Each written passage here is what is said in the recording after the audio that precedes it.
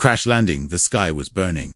Captain Rayner could barely see through the smoke as the ship fell. The control panel sparked. Alarms screamed, and the planet below came closer and closer. The ship was dying and so were they. Ilara, brace for impact, he shouted. Lieutenant Ilara grabbed the edge of the broken chair beside her and pulled herself down. Her face was covered in sweat and ash, but her hands stayed steady. Then came the crash. The world turned white. Everything was silent. Now. No alarms, no shouting, just the soft wind of an alien desert. Ilara woke up first. Her head was bleeding, her lip cut, but she was alive. Around her, pieces of the spaceship were burning. The sky above was purple, with 2 suns, and a strange red moon rising, fast. She coughed and dragged herself to the other side of the cockpit. That's when she saw him, Captain Rayner, lying still, half covered in metal debris. No, she whispered, crawling toward him. She grabbed the beam and pulled with all her strength. Her arms shook, but she didn't stop until it was off his chest. Captain, can you hear me? Rayner groaned. His eyes opened slowly. Ilara, where are we? I don't know, she said. But you're hurt. Rayner looked down. Blood soaked his uniform.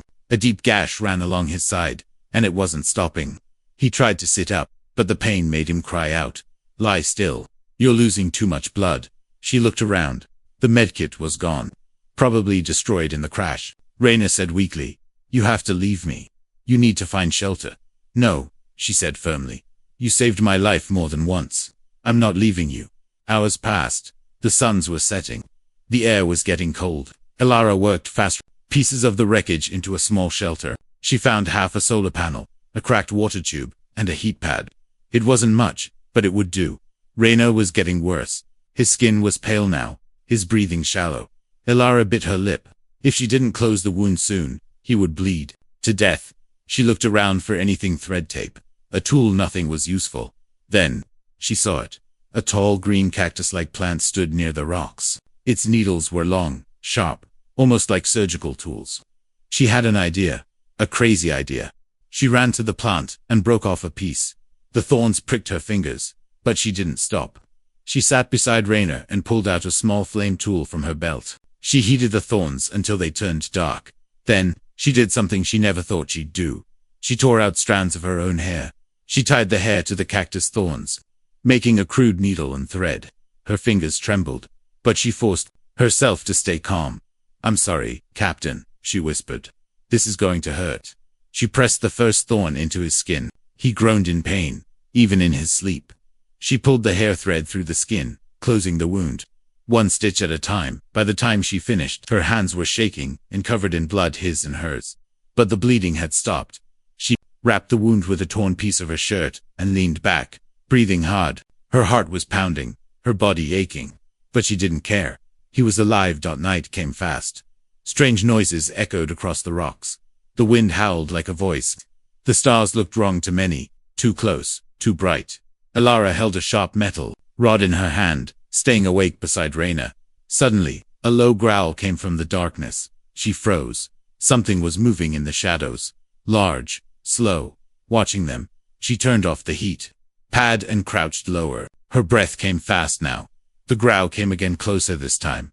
She leaned toward Rayner and whispered, I don't know what you are, but I'll protect him, even if it kills me. The creature didn't attack. It just watched. And then it left. Ilara didn't sleep that night. She sat there, guarding the man who had protected her so many times. Her body was weak. Her eyes were heavy, but she didn't stop watching the horizon. At dawn, Rayner opened his eyes. You're still here, he said. Ilara smiled, her face tired but full of fire. I stitched your side with my hair and a cactus thorn. You owe me breakfast. Rayner laughed weakly. You're insane.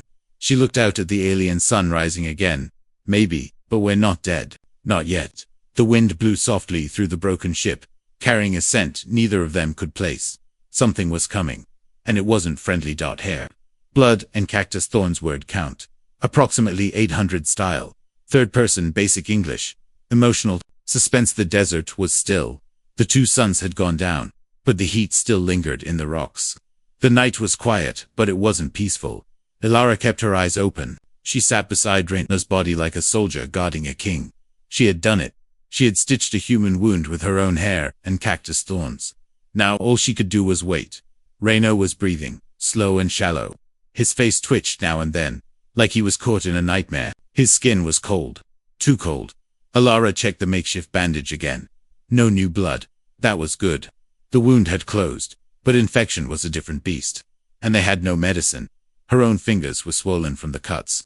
Her arm ached from pulling out her own hair, but none of it mattered. You're going to live, she whispered to Reyna. You have to. Suddenly, she heard something. Crunch. A soft sound, like a boot stepping on dry sand. She held her breath and turned slowly. Her heart jumped. Something was out there. Not the wind. Not a small animal. Something big. Something watching. She picked up a metal shard from the broken ship flat, sharp and curved like a knife. Her hands shook. She was an engineer, not a fighter. But she had survived worse. Maybe she crawled out of the ship's wreckage, careful not to make noise. The alien moon above gave a strange silver light to the desert. She could see shapes, now twisted rocks, spiked plants, and the long shadow of the cactus that had saved Rayner's life. She looked again at the ground. More prints, deep, heavy, clawed, not human, not friendly. She crouched beside a rock and listened. The sound came again.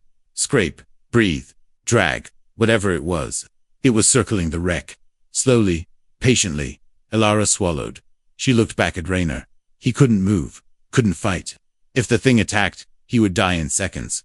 She tightened her grip on the shard. Then, nothing. No sound. No movement. The thing had disappeared. Or it was waiting. Alara stayed frozen in place for 10 minutes. Maybe more. Then, she heard a sound from inside the wreck. Got Rayner, he groaned. She ran back to him, her voice low. Don't move. You're okay. You're safe. He blinked up at her. His lips were dry and cracked. Am I dead? Not yet, she smiled. And you're not allowed to die. Not after what I did. He frowned. What did you do? She held up one of the cactus thorns tied to her hair. He stared. You stitched me with your hair. She nodded. Hair is stronger than you think. And I didn't have much else. Rayner looked away. That's the most insane thing I've ever heard. And it worked, she said proudly.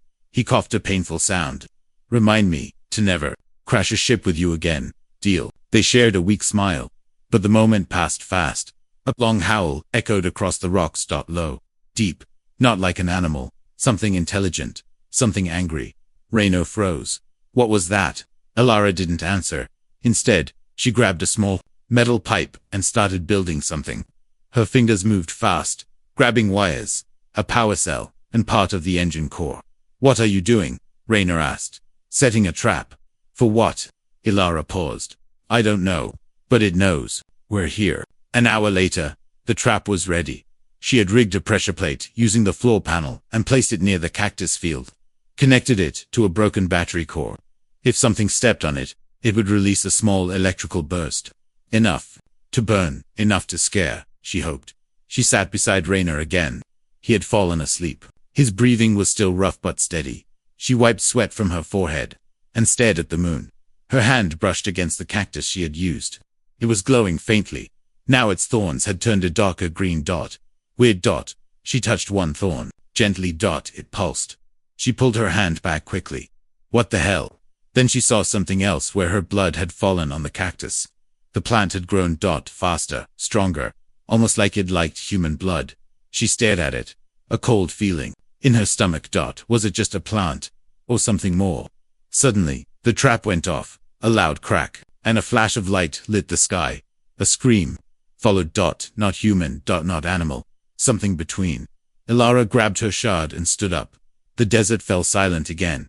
She looked toward the rocks, but saw nothing. But she knew one thing now. They were not alone. And something didn't want them here. The air had changed. It smelled different. Now wet, heavy, strange. Like rain was coming. But rain shouldn't smell like iron. Alara stood completely still, her shard raised, her ears ringing from the electric blast. The trap had worked. Something had screamed. But now, silenced again. Too much silence. Even the wind had stopped. Rayner groaned behind her, still breathing, still alive. That was the only good thing. She scanned the rocks with her eyes slow, careful, alert. Nothing moved. But the hairs on her arms were standing up. Suddenly, a light mist began to roll across the ground. Fast, unnatural. The temperature dropped with it.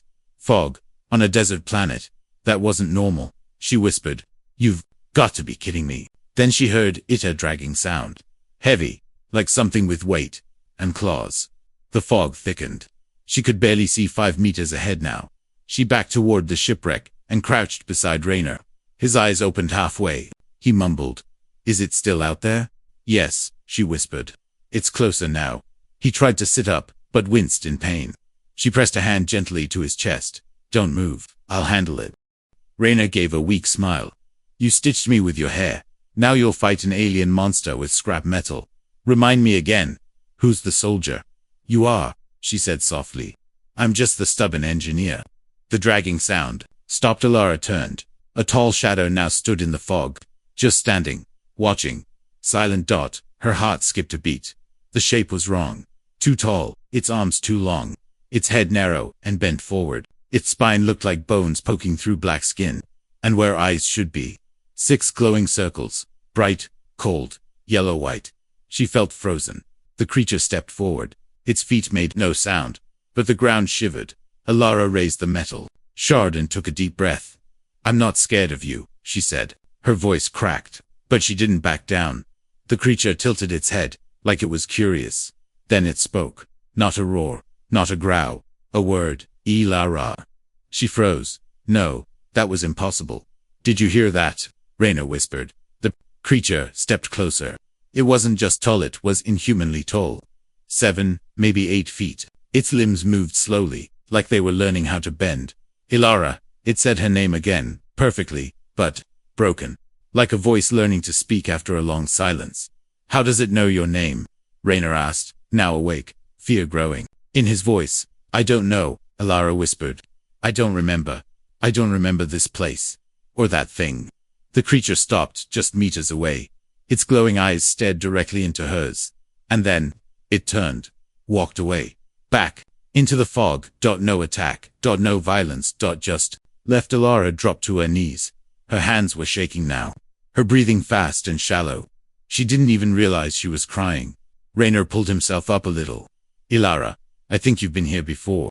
She turned to him, eyes wide. What? This place. This planet. That thing. The way it said your name.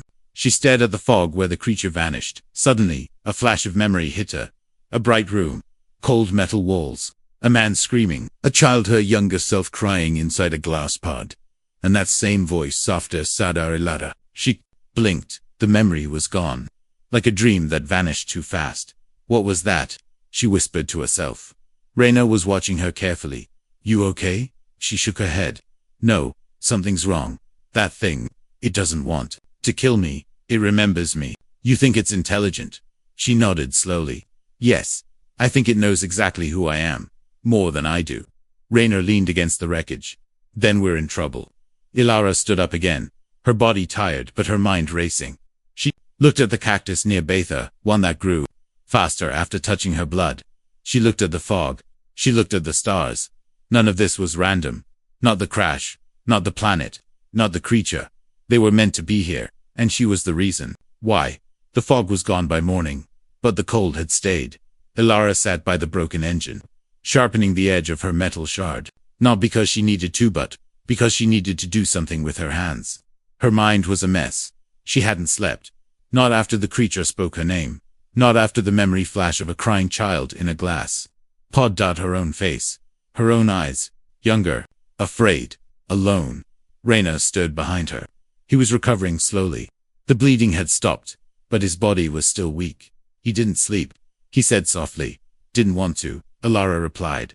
She stared out at the endless red sand. Nothing moved. But she could feel it. The planet was watching her. Or something on it was. I remembered something, she said finally. A lab. Bright lights. A glass tube. I was inside it. Raynor sat up straighter, despite the pain. Inside, like a test chamber. She nodded. There were people watching me. Scientists, and someone was screaming. She paused. There was also that voice. The same one that spoke last night. But it sounded different. Sad, not like a monster. Raynor took a deep breath. Alara, this wasn't just a crash. This planet isn't random. I think someone wanted us to come here. She looked at him. Why me? He didn't answer. Instead, he reached into his pocket and pulled out a cracked communicator. This stopped working after the crash. But this morning, I checked the logs. Our flight path changed. Before impact, Ilara blinked. Changed how? We weren't shot down. We were rerouted. Artificially. She stood quickly. You think someone hacked the ship? No, Rayner said. I think you did. She stared at him, confused. That's crazy. Maybe. But Ilara, you're not just an engineer, are you? She looked away. She didn't know anymore. Later that day, she found something strange on her arm, while checking her skin for cactus scratches. She noticed a faint mark near her shoulder. A symbol dot, almost like a barcode, but curved, faintly glowing. She rubbed it. It didn't go away. What the hell? Rayner looked over. That's not a tattoo.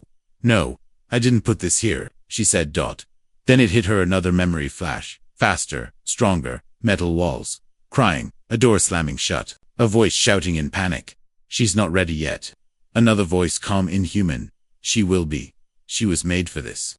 Ilara gasped. She stumbled backward, her heart pounding.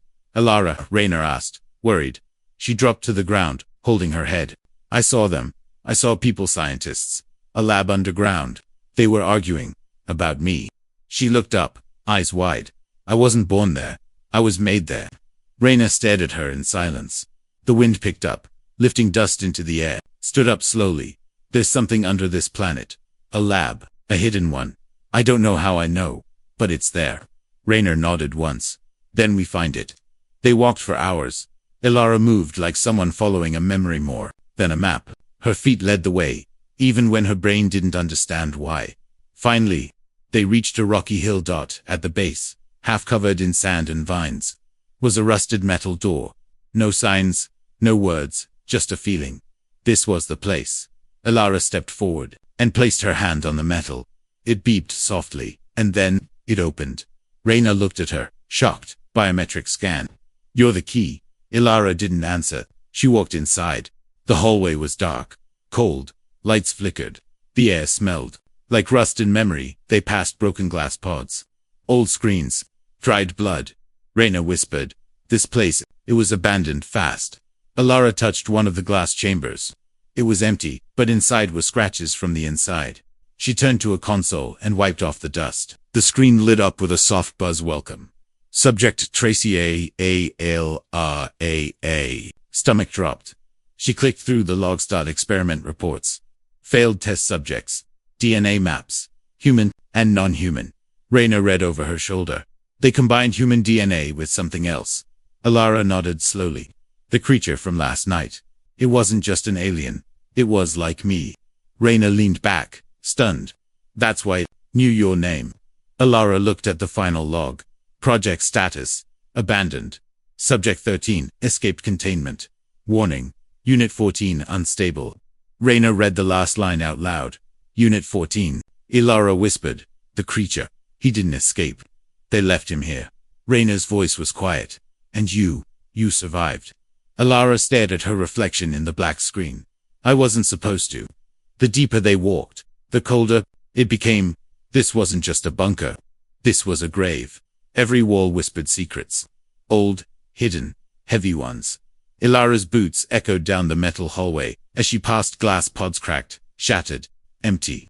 Some still had dark stains on the inside. She didn't want to ask what they were. Rayner followed behind her, limping slightly but quiet. His eyes moved carefully, taking it all in.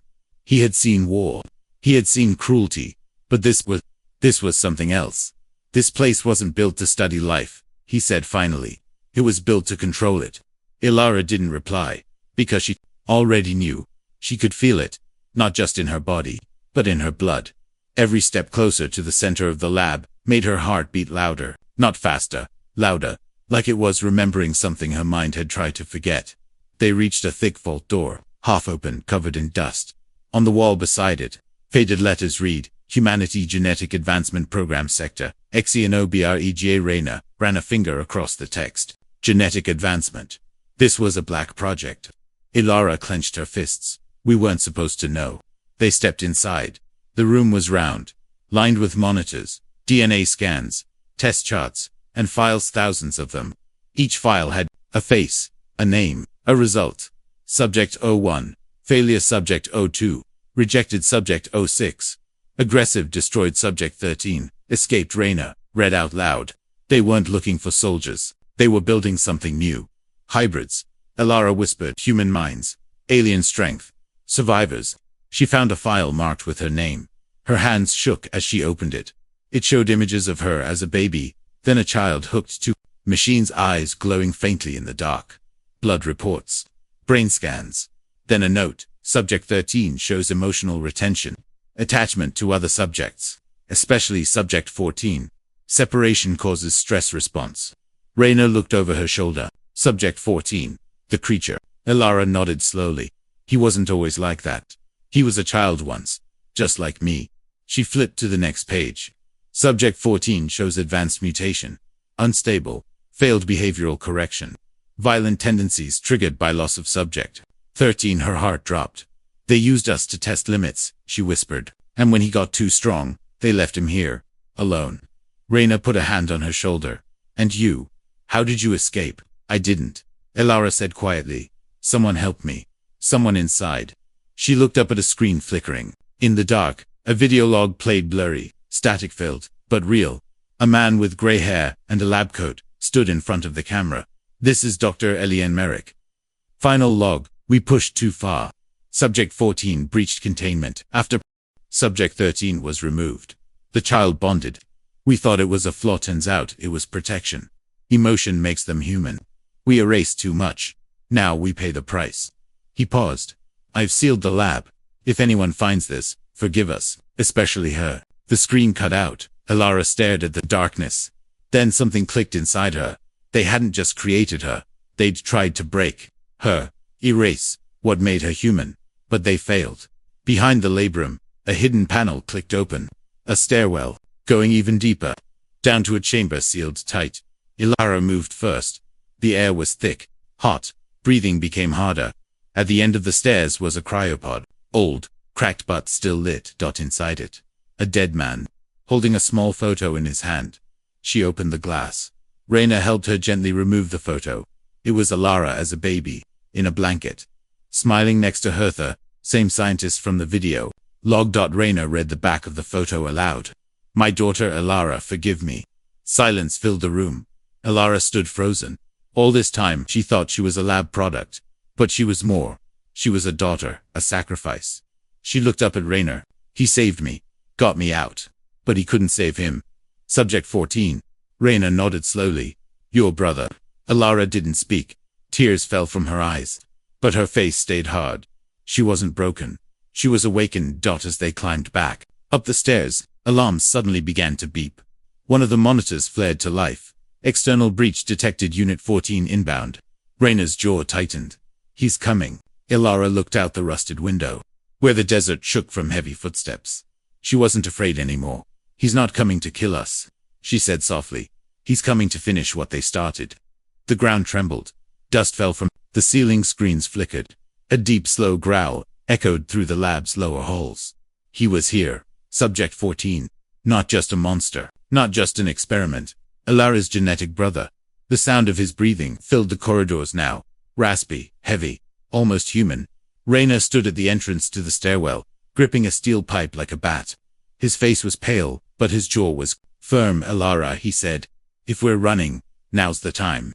But she didn't move. She stared at the long hallway, lit by red warning lights. She could feel him approaching. Slow. On purpose. He doesn't want to kill me, she whispered. Not yet. Reyna frowned. You sure? She nodded. He remembers me. I felt it in his voice. In the way he said my name. She stepped forward. Elara, what are you doing? I need to face him. Reyna reached out.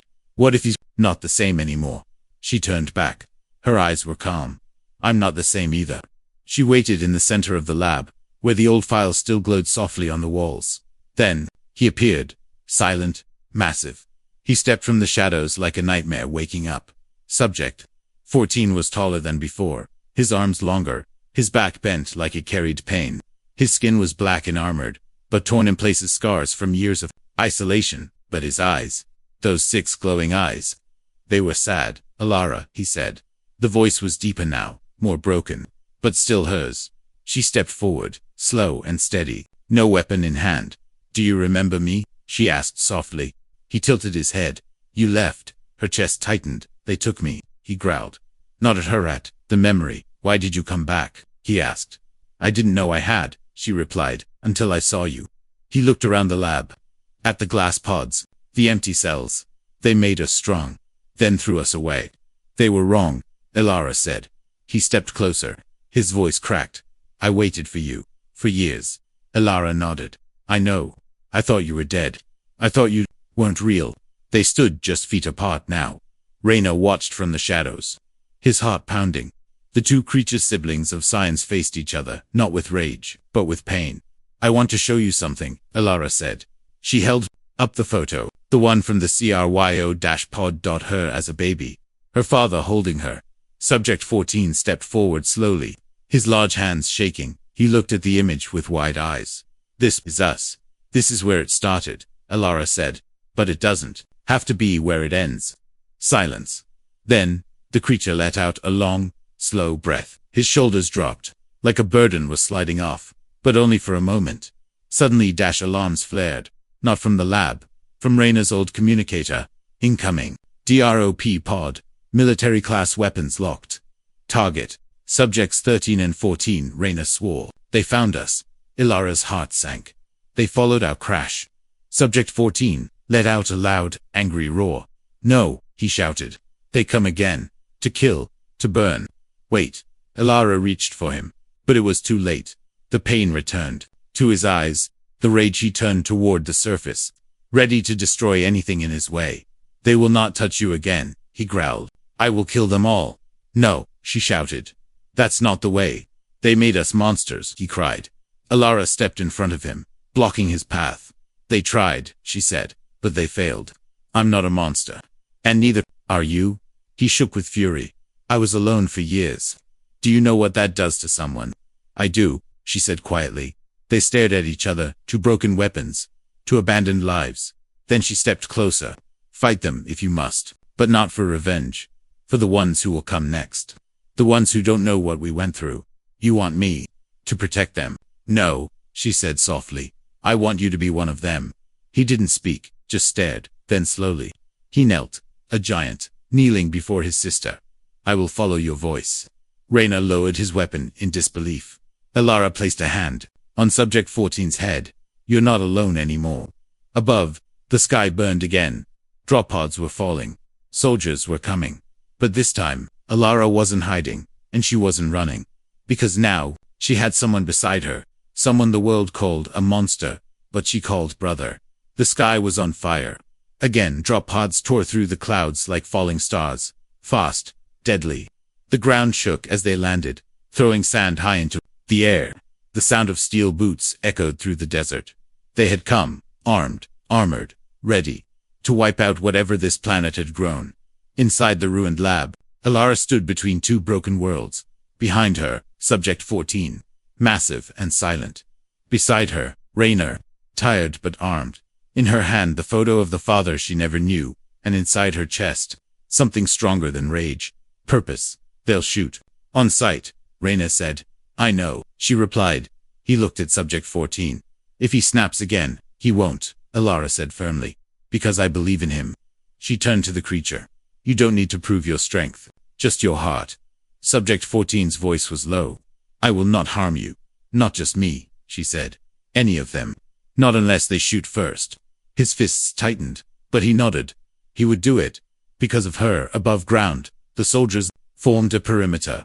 Clean uniforms. Cold Eyes. One stepped forward. The commander. He raised his rifle and pointed it at Elara as she climbed the dune. Hands raised. Subject 13, he barked. Lie down now. I'm not your subject anymore, she replied. The commander narrowed his eyes. Where is the other one? Subject 14. The unstable unit. He's not a unit, she said. He's a survivor. Like me. You're both classified as biothreats. Termination is protocol. Reyna climbed up behind her, holding his weapon. Low. Maybe try protocol against something that wants to fight, he muttered. Stand down, soldier. The commander snapped. You're aiding a threat to humanity. No, Reyna said, stepping beside Elara. I'm following the only human left who remembers what humanity actually means. Ilara looked the commander in the eye. You made us. You broke us. And then you ran. Your weapons. You were never meant to leave that lab, he replied.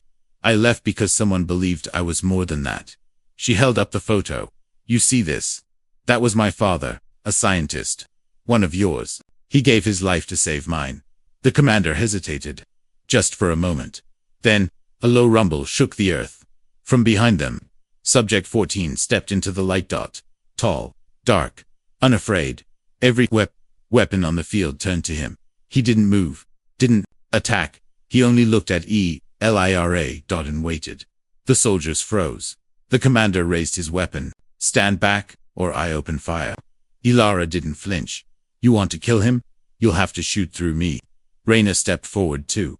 And me. Silence. The desert wind howled. Then one soldier lowered his weapon. Then another. Then more because they saw something they weren't trained for. Not a monster, not a machine. A human scared, hurt, brave. Ilara stood tall, eyes shining. She had no armor, no orders, no backup. Just belief. And that was enough. The commander looked around, realized he had already lost. Why, he asked. Why risk everything for that creature? Ilara looked at her brother. Because of him, I survived. Because of me, he remembered who he was. She stepped forward. And because of us, humanity has a chance to do better. The commander lowered his weapon. Slowly, the fire in the sky faded. The war that almost began never did. Not because of guns, but because of one voice, hers. Later that night, as the stars returned to their quiet watch, Ilara sat beside the old cactus. Its thorns glowed softly in the dark. Subject 14 sat nearby, head bowed, calm. Reyna leaned against a rock. Breathing deep. We made it, he said. No, Ilara replied. We started something. What happens now? She looked at the stars. We tell the truth. To Earth, to everyone. About what was done here, and what can be fixed. Reyna smiled. And if they don't believe you, Ilara grinned back. Then, I remind them, I stitched a man back together with cactus thorns and my own hair. Reyna laughed. Subject 14 tilted his head. I don't understand the joke. You will, Ilara said. Your family now. He looked at her. For the first time, his face softened. Like something old inside him had healed. Not because of science. Not because of strength. Because of her.